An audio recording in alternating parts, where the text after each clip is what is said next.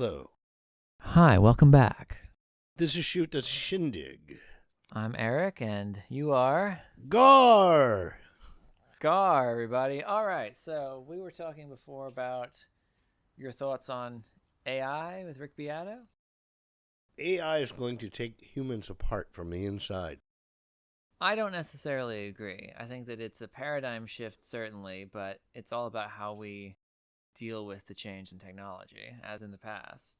But I have said with Garr, and I think this is a bigger problem than AI, mechanization of labor is not compatible with capitalism as we have it now. Well, so is AI. I mean, when you figure AI is Well, going to do all the AI the is other also jobs mechanization. that Yes. are not labor. Well, yeah, AI is going to do a lot of, creative sort of things, and then things like, various machines and like an auto manufacturer or whatever will do other things. AI for HR. Right. Yeah, sure. Absolutely. Make firing and hiring decisions and all sorts of things. So many things will be replaced either by AI or by other kinds of robots. And in a world where you don't have to lend yourself to a company to make enough money to like put food on the table and pay your rent, then that doesn't matter because it frees you up to do non-drudgery activities. But you were saying that when all the jobs are replaced by AI or mechanized labor, a mixture, people won't have money to spend on stuff. Exactly. So that screws up capitalism right there.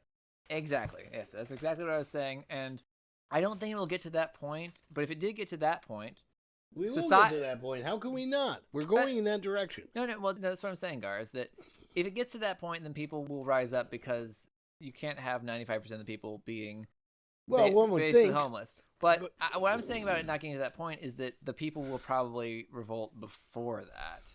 Because it's not like it's going to be just like, a couple people lost their job. Oh, then not me. But we keep thinking people are going to revolt for all the hideous things that are going on in the government, and they don't. Yeah, this is and I don't mean redneck stuff. No. They want that. Those LGBTQ, they want, that whole argument is a red herring. It's to get us look over here. Well, because it's a red herring is why people aren't as angry about it. People are much angry about how it affects their pocketbook, which understandably, because that's how you survive in this economic system. It doesn't have to be that way. When it affects people's livelihoods, then people will be in the streets. We've talked about this before. If we Hopefully don't have capitalism, what will we have? What will be a system? Because we're going to require a system because absolutely. I mean, some people think that we don't need a together. system. I think I'm more of a believer in some sort of system. I mean, we're social creatures. Oh, we'll have a system regardless. Yes. Well, some people don't say that, but I think so. I think that we as humans crave and thrive in some kind of system. Social hierarchy is just a thing that we do, and that's fine. That's what we will continue to do. Yeah, well, we did that before there was capitalism, and we will do that after there's capitalism. Right. What exactly it is, I mean, I have my opinions about what would be a good system, but, hey, they didn't work as hard as I did. Why should I give them anything? Right, but that's kind of a capitalist talking point, though. Like, the point is that we function together as a society, We get to make the rules about what happens. Yeah, maybe if somebody... But don't you think it's human nature for them to go, how come they get to and we don't get to? Well, I mean, maybe you have to do some sort of something. You can't just be a freeloader or whatever. There will be some amount of that anyway. I mean, that's true of like welfare or whatever, and you just have to be what is the load that you're willing to bear. There will be some people always who abuse the system. The point is that it's more beneficial than it is detrimented by people who are taking advantage. People don't want to just sit around doing nothing. People like to feel useful. People like to feel like they're doing something. That's the point. What happens when AI takes over all that stuff, including arts and music? Well, as I was saying to you before, Garr, and as kind of Rick Beato was getting at, people will make art, and AI will make art, and then people will listen to things they like. Nobody will know the difference, and nobody will care. Correct. And that's fine. People will see something, they'll like it, and they won't be like, is this AI or is this a dude? It wouldn't matter. In the monetary-based system, then the companies would support the AI because they don't have to pay the AI. If that's not a factor, then it doesn't matter. People will just pick what the things they like. It might be AI or it might not be, and it won't matter because... Yeah, but they're not that's not a winning team either, because everybody's going to make AI in their living rooms. You're going to have individuals that... Sure. to make nothing but Drake song. Fake Drake. Mm-hmm. Right. Subscribe. Correct. Well, and, if AI weren't eventually going to replace creative activity in general, then that would be okay, because you'd be like, okay, well, then Drake makes some money off of the fake Drake, or the Drake's record label makes some money off the fake Drake. How do you do it, though? How can you tell if somebody's done that or not? Well, that goes back to what I was saying about China, where they were like, banned some kinds of AI and said that other ones have to be cited or whatever, and so then and then you get to make a decision. They can't handle that either. Yes, they can. It gets out of control, It doesn't have to. Every schmo is going to be making AI. Well, I mean, it's more complicated than that, but yes, people will be making AI. But again, AI is appealing, especially because you don't have to pay a person to do a thing. You can just get a thing to do a thing. If money is no longer an object, it doesn't matter. You can make stuff with AI, you can make stuff not with AI, and people will pick the things they like. Now, there's a movie called AI Mm-hmm. that was supposedly the last Kubrick that Spielberg finished. Correct. With a young Haley Joel Osment. Now, I really like that movie, but I'm really disturbed by it, which is what I expect from Kubrick. I like that he can always kind of disturb you just a little bit. And that movie's made to be disturbing. It's a disturbing movie. Yeah. I watched that. That came out, I think, when I was 11. It's one of those I can't really watch again. Same thing with Full Metal Jacket. Yes. I loved them both, but don't want to see them again. I agree. Whereas there's other Kubricks that I could watch, 20 more times and not be tired of them. Yeah. Full Metal Jacket, I appreciated. I liked. I don't need to see it again. I got it. Especially like the second half. I'm like, yeah, okay, I got the point. I don't need to. Yeah. The first half with Gomer Pyle, at least before the very end of River, like, yeah, you enjoy all Gomer Pyle. Yep. That would be funny. Do Full Metal Jacket with Gomer Pyle. Well, golly. No, I know, but that's what they called the fat guy. That's what the army instructor called he was calling him Gomer. Yeah. But yes, that would also be funny. It would also be funny. Well, and Kubrick could be funny when he wanted to be. Like, I mean, fucking Dr. Strangelove is a hilarious movie. Yes. I showed that to our friend Jen, and she was like, "This is great." I was like, "Yeah, the humor holds up. It's a hilarious movie." Yeah, it still works. Mm-hmm. Well, and a lot of the stuff is still applicable, even though the geopolitical environment is a little bit different. Like, the same things are still... It was what led to what we have now. Well, yeah. The natural progression. Yeah. Well, when one vacuum appears, something comes to fill its place. That's sort of a fear. If Donald Trump got away with all this stuff, what's the next guy going to do? Correct. Well, that's why you can't let people get away with stuff. Because then people will be craftier about it. Yes. Well, what I love is it's gotten to the point where people are so apathetic that they can now say the craziest shit and get away with it. Absolutely. And the cleverest ones about it don't believe a jot of it. They're not like, no, they don't. No, they just do it because it's no surprise that Tucker Carlson thinks Trump's an idiot. Oh, yeah, absolutely. Well, I mean... everybody thinks he's an idiot, but they're going to vote for him. Yeah, I would have bet money on that. I mean, Tucker Carlson's no dummy. That's the sad part about it. Yes.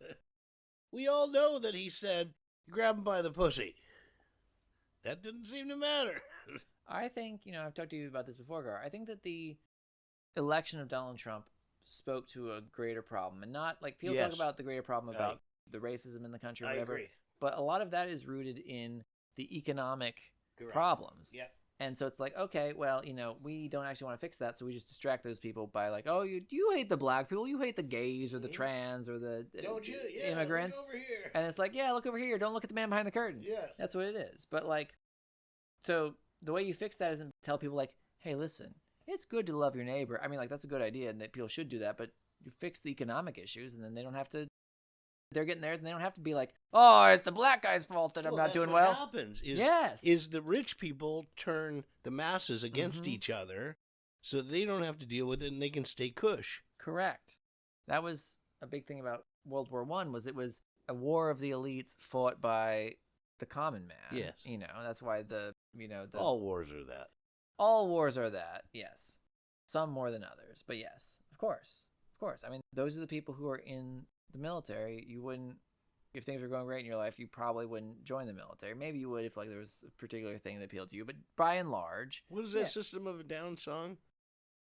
Why do they always send the poor to war? Oh yeah, yes. Why do they always send the poor? Yeah, I know the one you're talking about. I remember. Yes. Yeah, I look it up. Yeah, look it up, people. Some of our listeners know what we're talking about. I was never a huge System of a Down fan. I liked them fine, but it was not. I had a lot of friends in high school who were really into Toxicity era System of a Down. Yeah. No one disliked them, just wasn't my cup of tea necessarily. Yes. Serge Tankian. You know who I don't like? Uh-huh. I heard they were playing on the radio, that old timey kind of thing. Ah, yes. That song by Do It in the Name of Rage Against the Machine. Yes, Rage Against the Machine. I thought that's I also associate Rage Against the Machine and System of a Down together. I don't like the guitar player because Tom Morello. Every time I've heard him interviewed, he came off as a dick. And he probably is a dick. And then I listened to his guitar playing, and it's effect driven. Mm-hmm. It's not skill driven. You may disagree with me, but I don't think there's much skill in what I've heard. I think it's both. That's it. I'm not a fan of Rage Against the Machine. Good for them for doing what they're doing and finding their niche. It's not to say that guitar didn't work for those songs. It did. Yeah. Yeah, it's not really my kind of thing, but I don't have anything against. I agree that Tom Morello, especially earlier on, seemed like a dick. He probably was, right? Yeah. He seems like he's mellowed out. I could be wrong. I mean, maybe I saw the wrong when he had a bad day or something. Yeah, I mean, I don't know. I don't know from Adam, but I think that was probably true. I don't. He seems to have mellowed. I've heard interviews with him more recently. He seems like a pretty laid back kind of guy now. And it's not my kind of thing. My brother really liked Rage Against the Machine, and my brother is a very good guitarist. And so he likes Morello. He respects Morello. Fellow, it's not his. Yeah, he's a Morello fellow. Morello's not his favorite, but he appreciates whatever. Like I said, it was never my kind of thing. I was like, okay, they're doing a thing, good for them. I appreciate some of the ideas behind some of their songs in terms of lyrical content or whatever, but it was never my thing. Yes. Well, Guerrilla Radio, I guess. There's a couple songs that stand out, but yeah, they had their day. Yeah. Well, golly. Me and Herb were surfing the internet the other night. Surfing the net. My nephew, Timmy, he knows all about these computer things. Surfing the web. Surfing the web. Let's bring that slogan back. Let's tell everybody that's what we were doing. What are you doing? Oh, I'm surfing the web. I think people still say that some. Garr thinks that that's gone the way of the dodo, but I think if you've met somebody recently who says that, please send your cards and letters in. Yeah. How often do you say surfing the web or surfing the net? Or just surfing? Not meaning literally. Let's all say it together. Surfing the web. Everybody? That World Wide Web. Yeah. www or www or www. Yep. www. W.com. Triple W. It's funny. It was always funny to me growing up because people would say www, which is like 3 times as many syllables as World Wide Web. You should just say World Wide Web meaning www. www is way longer to say than World Wide Web. Yes. Correct. Because W is weird as a letter because it has a long 3 name. syllables. Yeah, exactly. World Wide Web. 1 2 3 1 2 3 1 2 3. Yes. Yep. As opposed to 1 2 3. Exactly. The web and the net are 2 different things. Yes. Now the net. Tell them about the net. Yeah. So the net is the actual computers that are all connected to each other, and we talk about the internet, which is the big one. But you can have a LAN is a net. A local area network. You can just hook up a couple computers. That's a network. The World Wide Web is a series of interlinked web documents, a series of, all these pages that, cross-list to each other. And so, because the internet does other things, when Garr wants things uploaded on his website, he uses that. If you use not a browser mail, but if you use like the Mac Mail or the Windows Outlook Express or whatever, that's also over the internet, but is not web. It's a different thing. It isn't. Yeah. So if you click on what is the different thing that it is? It's just something else you can do over a computer network. The web is specifically these linked pages. Yeah, and the network is just all these computers talking to each other. But they can talk to each other in a lot of ways, not just through linking pages. You can go to a .net or a .com. That's true, or .org or whatever. I mean, that's just like how you can have different file names. It's basically just a different, they call those top-level domains. Here's a fun thing to do. Next time you go to a party, say everything and end it with .com. Hey, how are you? .com. I'm fine. .com. Yep.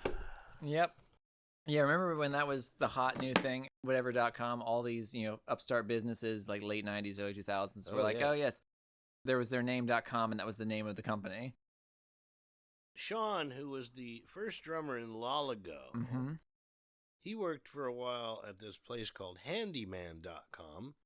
And, of course, they got gobs of money from people wanting to invest, and they spent the gobs of money and went out of business. Which I think was a common story. Yeah, I think so. This was in the late 90s as well. Money. Yes, late 90s. Late 90s. Yeah, that was the bubble. Look at all this money coming in. What should we do with it? Well, let's spend it. Yeah, exactly. Well, that's just poor financial management. I mean, that's true even if you come into money from some other way and you just waste it, like people win the lottery or whatever. You don't know how to manage your... So if you're looking to start handyman.com, I think the domain name is open. That's right. Make it into your new $1 million business idea. Put it with your Madoff.com. Bernie Madoff, everybody. Bernie made off with all those people's money. He did. That's what I used to say. That was when I was in high school when that happened. It's like somebody that I knew was always asking for money, and his name was Owen. I said, that's why they call you Owen. Because they're Owen, yeah. He's Owen. Oh, he's Owen them, yeah. Well, That was back in the old days when people had jobs. Yeah. Before AI took it over. It's not sustainable in the long run. People will not accept that. They will. They accepted Donald Trump. No. People will accept AI taking in other situations. People will not accept AI and mechanization replacing their jobs and them just being out in the cold. When you like a song and it's made by AI, it doesn't matter. You don't care if it's made by AI or not. Correct. Yeah. So what does that do to an artist that wants to make a song? What's the point? Well, but the thing is, it's not like people will just prefer AI ones. They'll like some that are made by AI and some that aren't, and they won't care. They won't know. I think most people are not discerning. They don't care. Correct. But I'm saying, that cuts both ways. They could listen to a non-AI song and be like, oh, yeah, I really like that. Or they could listen to an AI song and be like, oh, I really like that. Yeah, but you wouldn't know the difference. And you wouldn't care. I agree. You wouldn't care. And I'm saying that they wouldn't be picking it based on whether it was AI or not. They would be picking it whether they liked it or not. Yeah, so what's the point of making human-made songs when you can just get AI? Again, listeners, too, not just creators. Well, listeners don't care. They like whether they like it or not. That's right. Yeah, that's what I'm saying, is that if they listen to something and it was made by a person and they liked it, then they like it. They're not like, oh, it wasn't made by AI. Well, they are, but eventually the people will stop making stuff. I don't think so. People make stuff because that's what they want to do and what they're good at, what they like. That's what I do. I write songs. Correct. GarRmontalbano.bandcamp.com. That's right. Check them out. Yes. Well, back in my day, it's funny because as the time that I've been alive, the back in my day factor has shrunk. So now you got people talking about 3 years ago and saying, back in my day, or we didn't have these fancy. Yep. I mean, what? Cell phones are, 12 years old now? Smartphones are. Cell phones are older. Yes, smartphones. Yeah. Cell phones are older, but smartphones, yeah. It was the iPhone was the real game changer there. And there seems to be this move. People are putting them more in television and movies. Flip phones. And there's companies making flip phones now. And they're cool because you can fold them up. Right. And what we've talked about... Now they have them with screens, like a dual screen. Right.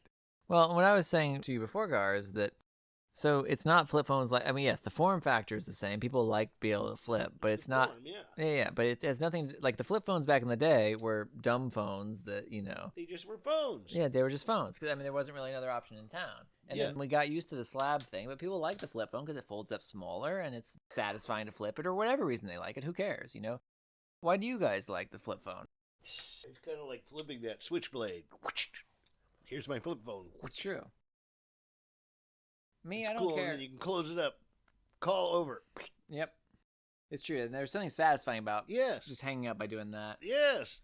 It's all form for that. Yeah. For me, I care about that too, but I don't care about whether it's a slab or a flip phone. What I care about is I like the physical keyboard. For me, that form is very appealing. I understand that not everyone shares my opinion. I don't like touching on touchscreens. We've talked about that before. Yeah. I like doing things on a computer. Well, me too. Not on the phone. Sure. But if I'm on the phone, like if I'm texting, I don't text on my computer, then I like doing that with an actual keyboard that I can feel the buttons, as opposed to just poking at a screen and then my nasty the hands are all BlackBerry there. had that. It did. And that was sort of a flip phone kind of a thing. Wasn't it? Well, no, I mean, the one that I'm used to or whatever was a slab, but it had a keyboard at the bottom and it had that trackball. Yes. Yeah. Trackball. Yeah. I mean, one of my early phones was the NV or the NV2, which was like a phone, and then you flipped it open, and then there was a bigger screen and a keyboard. And I liked texting on that because, again, I like the physical feedback of texting on a thing. I can not look at it, and I know in the same way your fingers know on a keyboard where they go, it knows on that thing. My thumbs know where to go. When it's on the screen, I have to look at it and poke it, and then, it hit the Y instead of the T, and I don't like it. I still have my first phone, which looks like a phaser. Yeah. No flipping involved. I remember my phone was a piece of shit flip phone, but it's funny. It had a really good camera. Like the resolution that the camera could capture was better than the screen of the phone. So like you couldn't tell, but then if you imported it to your computer or emailed it to yourself or whatever, then you'd look and be like, oh, that was actually a pretty good quality picture. It was weird. Yeah. Yeah, it was some old Samsung or Motorola. My second phone was a Razor. That was a flip phone. I remember no Razor. Cameras, no internet connection. Yep. So the back of my day factor is getting shorter and shorter. Yep. I always think about the people that saw the advent of movies, which almost coincided with the radio. What a modern world they thought they lived in. Yeah. I mean, for them, it was a very modern world. Yes, absolutely. Just how, like, our world feels very modern now, but, 20 years from now, so when we don't destroy ourselves or, like, society falls apart, it will be even more modern. It'll be more advanced, I should say. That's what the humans do. What? Advance. Yeah, exactly. I mean, that's our... We've now advanced to the point where we're now going to go backwards. And it'll be because of the technology that we've invented. Again, I think it's more a product of the economic system. Well, it's that too. But I think it is that. You go to a restaurant, and I've gone to restaurants, and I see entire families all on their phones, not talking to each other. That's weird. And they don't see it as weird. That's the weird thing. It's like you don't see what you're doing. That people can be that easily moved. You could say fooled, but... I mean, I don't know. Well, certainly because there are advantages to having a smartphone. Oh, sure. But I mean, that's different than like being rude and just like hanging out with people but not being there with them. But I mean, it goes just to antisocial behavior. The lowest common denominator with all the technology. Right. It's like it shouldn't surprise anybody that the most looked at stuff is pornography. That shouldn't be a surprise. I don't think it's a surprise to people who... Not anymore. Yeah. It's, you don't have to go to a seedy place and pick up a magazine or something. So people that wouldn't have gone into a seedy place to pick up a magazine all of a sudden can do it in the comfort of their own home. Exactly. There's no shame, there's no interaction involved. And that's probably a good thing. But then it becomes the talk, because then everybody professes proudly that they look at porn, or that this is the best place for porn. No, this is the best place for porn. Well, it's just the same shit, different window dressing. Well, I mean, people It's get that way old. about everything. Yeah. Oh, yeah, this is the best car. This Yes, is the best correct. soda. This is the best. That's what I mean. But the Yes. fact that you're talking about porn Mm-hmm. makes it. It's not like this is the best soap to use or something. It's the same thing, though. Soap and sex. No. That's no. a good name for a podcast. Soap and sex. sex. No, just preferences, and then like being like, well, this is what I like, so I'm gonna like be on that side, even though it's like that's a company, they don't care about you. No, and that's the impetus for AI because you've already got a website that just wants you to go there so they can generate advertising income. Correct. They don't care what you're into. Correct. Dance the Holly Gully. Holy golly. Oh yes. You're listening to Shoot the Shindig. Shooting the Shindig. Or Shoot In. Yeah, with Eric Shoot and in the Shindig. Shooting the Shindig, everybody. Thanks for And Big Bobby Bonbon. Big Bobby. All right. I dig it, I do. I dig it, I do. I really dig it, I do. I really dig it, I do. I really dig it, I do. I really